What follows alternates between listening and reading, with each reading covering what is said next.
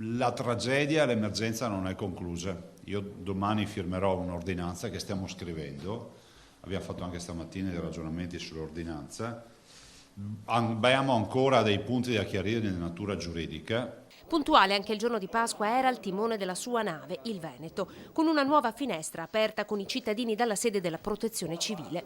L'annuncio, quello tanto atteso, è che domani verrà firmata e resa nota una nuova ordinanza nella quale però non potranno trovare risposte le domande di alcuni imprenditori del territorio. Voglio ricordarvi che l'apertura delle imprese non compete alla Regione, non è uno scaricabarile, dico che non compete, lo dico perché è giusto chiarire questo aspetto, perché tanti mi chiedono ma quali imprese aprirà martedì mattina?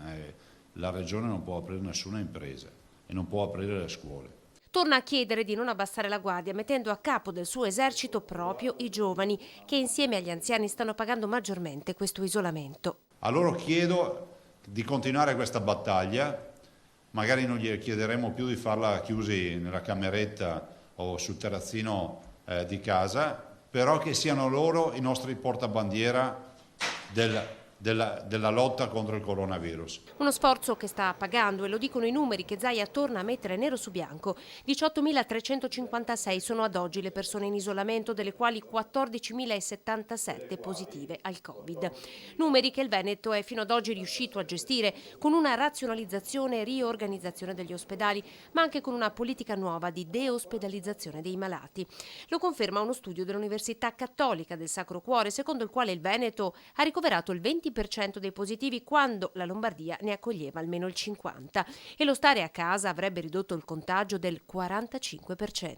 Vi ricordo che in Veneto noi non abbiamo mai messo nelle condizioni i nostri medici, e ve lo sottolineo, di dover decidere. Ve lo ricordate che ve l'ho detto il primo giorno?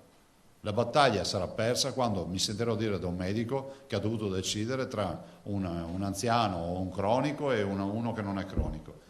Noi i respiratori in una maniera o nell'altra li abbiamo recuperati. Ieri un giornalista si è meravigliato e mi ha detto ma com'è possibile? Noi siamo andati anche a comprarceli in Svizzera i respiratori, sveliamo il nostro segreto. Conclude Zaia anticipando probabilmente il contenuto dell'ordinanza di domani, che l'obiettivo ora è quello di definire protocolli di sicurezza per poter riaprire le aziende. Riaprire sì, ma come e in quali condizioni? Guardate, quando tu vedi che l'1,30% dei medici in ospedale è contagiato, vuol dire che il sistema di protezione ha funzionato. È semplice, no? E siamo sul 3, mi sembra il 60 nelle malattie infettive, che vuol dire proprio il Vietnam del virus, dove abbiamo avuto gente veramente al fronte. Quindi questo vuol dire che il dispositivo non è inutile, come qualche scienziato diceva che non lo devono portare solo i sintomatici. Lo dovremmo portare tutti, abituarci a portarlo.